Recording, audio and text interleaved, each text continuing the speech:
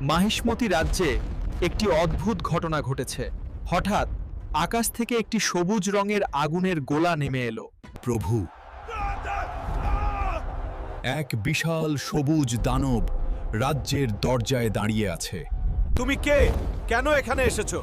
Hulk জানে না। Hulk শান্তি চায়। কেউ হাল্ককে আঘাত করেছে। এ তো আহত, এর চিকিৎসা করা দরকার।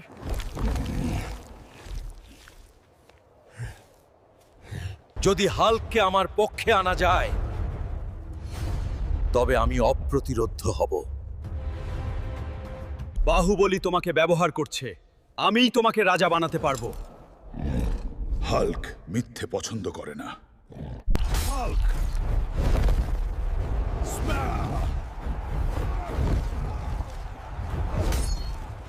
Hulk smash.